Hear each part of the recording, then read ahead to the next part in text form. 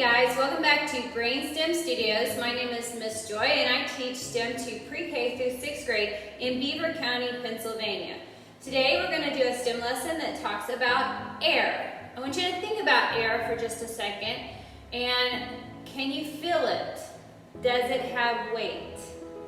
Have you ever gone down the street and put your hand out the car window and felt the air push your hand around? Well, that's air pressure.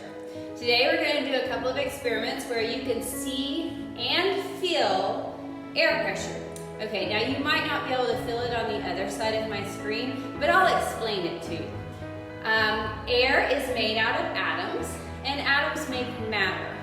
The definition of matter is something that has weight and takes up space. So, air has weight and takes up space. So, if I were in your classroom today, I would have brought this. This is my air Zuka. And basically, I pull this little string back and it sucks the air in. And when I let it go, it shoots. And if you were sitting in front of me, it would be a lot more fun because you would feel the air pressure coming out of this hole and hitting your face. Your hair would blow back and all that stuff, and it would be super fun. But you're not sitting in front of me today. So I have a couple of other ways to show you that by pulling this back and letting it go, I create air pressure. So I'm going to turn on my smoke machine, which you can't really see. You just see the bright lights. And I'm going to put some smoke into my air Zuka, and I'm going to pull it back and shoot it. You can see it there.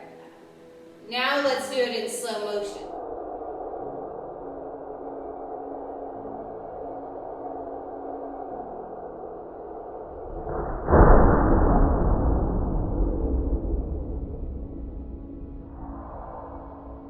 And now, I'm going to do something with these cups back here. You probably saw this coming, right? Okay, since I can't shoot you, I built me a cup stack, and I'm going to shoot my cup stack. If you're at home and you want to build a cup stack, build one. Go get a pan and wave your pan at your cup stack. The air pressure is the same, and it will knock it over. It's not quite as neat as my air Zuka, but it still does the same thing. So, here's my air pressure.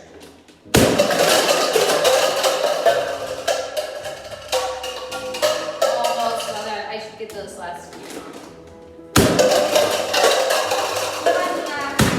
Oh, there we go.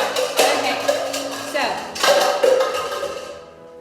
the next thing we're going to do is build your own smaller air cannon so that you can see and feel and experiment with it and do a little STEM. Okay, today we are going to make a homemade air cannon, and the supplies you need are a plastic cup, a pair of scissors, some little puff balls.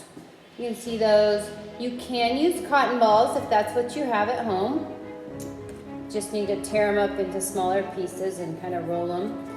A masking tape, a rubber or balloon, and you'll need a grown-up because we are going to need to use a drill. They won't need to be here very long. We just need to drill a hole. So go gather your supplies, and we'll be back here in just a few minutes to make our own air cannon.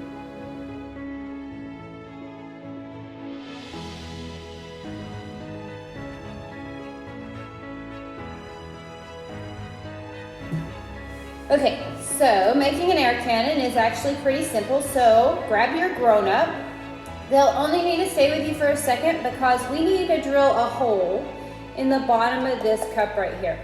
The hole needs to be about the size, I should get a different color, of your puff ball, okay? So I got a bit and I just kind of put it up next to it. If you're using a cotton ball and you want to use a bigger one, you can, okay? And then you will need to line up your drill with the top of your cup and just gently drill a hole. And then you can back it back out and we have a hole in our cup. I can almost look at you through it. Okay, I'm gonna go ahead and set the drill aside because that's all we needed. If the grown-up wants to stay or if the grown-up wants to build their own, we like grown-ups to play. So if they want to join in, have them stay. So the next thing we need to do is get our balloon. Okay, I'm gonna blow it up just a little bit. And I'm gonna let it back out. Okay, did you feel that air pressure? That was air pressure right there. In fact, when I blew up my cheeks like this, that's air pressure. That's air taking up space. It also has weight. So I'm gonna get my balloon and I'm gonna cut the top of it off, okay? Don't cut too far down because you need a lot of your balloon, but you do need to cut the neck out and you need to be able to stretch this part out, okay?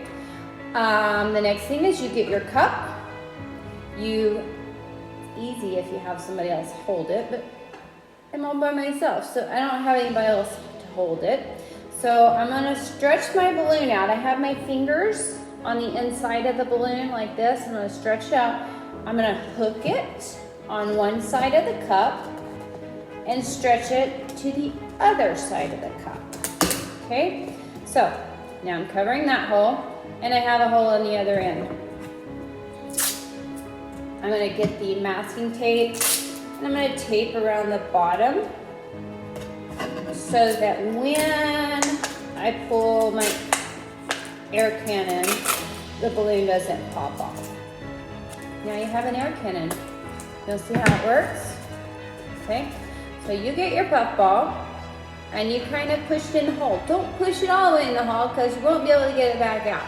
So you push it kind of in the hole so it'll stay. You pull back this so that the air gets pulled into the cup. And when I let it go, I want to shoot it at you. When I let it go, I missed. Let's try again, okay? I'm gonna put it on and I'm gonna pull my balloon back. Try to aim better. Oh, I still missed. Okay, so the fun part of this is that you can make a target and you can keep trying, okay, to improve your aim so that you get it where you're going. Now remember the lesson in air cannons was that air does have weight and it does take up space. And when we rearrange where the air is, we can get air pressure.